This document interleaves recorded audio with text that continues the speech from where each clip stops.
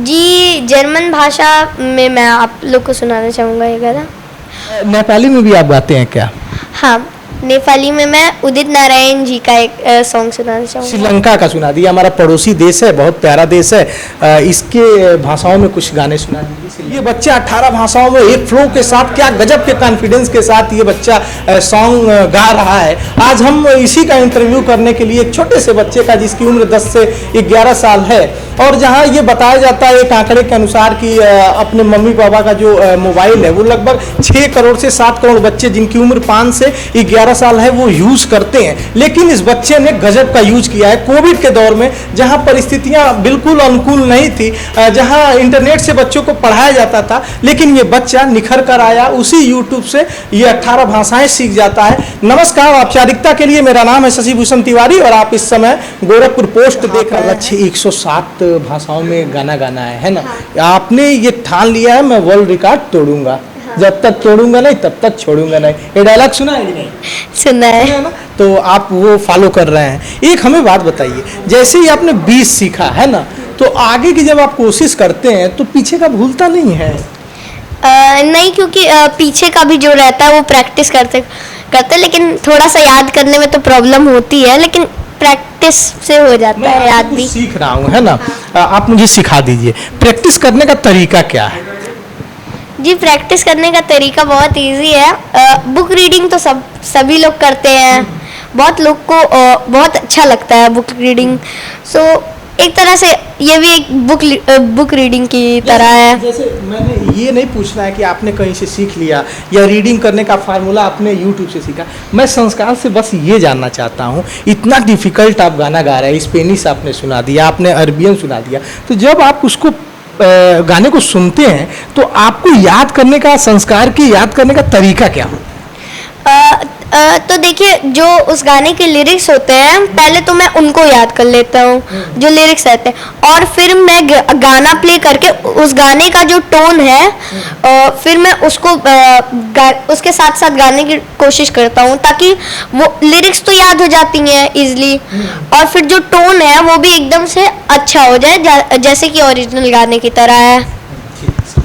आपने देखो, मैं आपसे सीख रहा हूँ, अब संस्कार से मैं क्या ले सकता हूँ? आपने हमें 18 गाने सुना दिए 18 भाषाओं में, तो अब हमें भी तो कुछ चाहिए ना कि भाई पत्रकार आपसे इंटरव्यू ले रहा है, तो हमने भी आपसे सीख लिया कि हमारा ये छोटा सा प्यारा सा बाबू बच्चा ये किस तरह से सीख रहा है। तो आपने हमें सीखने का तरीका बता दिया, अब हमें कुछ सीखना होगा ना। मैं भी वहाँ के पत्रकार को सीखूंगा जो वहाँ रिपोर्टिंग करते हैं, कि उनके 2 मिनट का मैं बोल पाऊँ, है ना? अब संस्कार श्रीलंका का सुना दिया, हमारा पड़ोसी देश है, बहुत प्यारा देश है। इसके भाषाओं में कुछ गाने सुना दीजिए श्रीलंका। मन के मके हिते मुदुए मुरा है गुंगावी एविलेवी नरिये नुम्बे नके मकन में हमें हायावी शिवेवी माँ इतलंग मदमतना उरुपे मिके पटलना मनारी मनहारी सुकुमाली नुम्बतमा इतलंग मदमतना उरुपे मिके पटलना मनारी मनहारी सुकुमाली नुम्बतमा मैनी के माँ के हित। क्या गजब का! अभी तक जितना भी ये सॉन्ग आपने गाया है, हमारी तो भारतीय भाषाएं बहुत खूबसूरत हैं, लेकिन हमको अभी तक जितने ये आपने अगर विदेशी भाषाओं की बात की तो ये श्रीलंकन हमें काफ़ी अच्छा लगा है ना? ये हमको बहुत खूबसूरत लगा है, इसको मैं 100 में 100 दूंगा। ये हमको भारतीय भाषाओं को तो मैंने 100 में 100, विदेशी भाषाओं में हमको ये श्रीलंकन अच्छा लगा। नेपाली में भी आप गाते हैं क्या? हाँ, नेपाली में मैं उदित नारायण जी का एक सॉन्ग सुनाना चाहूँगा। यो गाँव को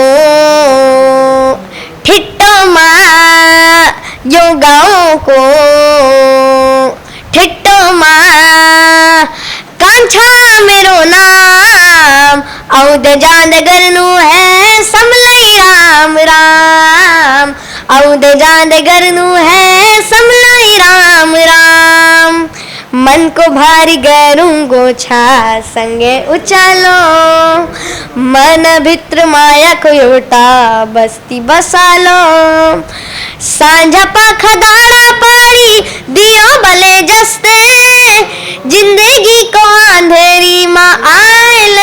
पर्दे यो गाँव को, ठिट्टो माँ यो गाँव को, ठिट्टो माँ कांछा मेरो नाम, औदे जादे करनू है समलई राम राम, औदे जादे करनू है समलई राम राम। और आप लोग से मैं एक निवेदन करना चाहता हूँ कि अगर मेरे एक भी गाने में आप लोग को कोई सी भी गलती लगती है तो प्लीज़ कमेंट बॉक्स में बताइएगा, मैं उसको सुधारने की कोशिश करूँगा। और इसमें कोई शर्माने वाली बात नहीं है, अगर गलती हो रही है तो उसको सुधारना है, वरना उसी गलती के साथ साथ कब तक गाएंगे। देखिए संस्कार, गलती करना सबका जन्मसिद्ध अधिकार होता है, बात समझिए, लेकिन उस गलती को दोहराना गलती होती है ना। आदमी के सीखने का दो तरीका होता है, क्या होता है, एक तो हम गलती से सीख ले, गलती कर दी, पापा ने कहा बेटा ये गलती किया, मम्मी ने कहा, दोस्तों ने कहा, तो हमने वो सीख लिया, यानी कि गलती करके मैंने सीख ली, गलती को दोहराना नहीं है ना।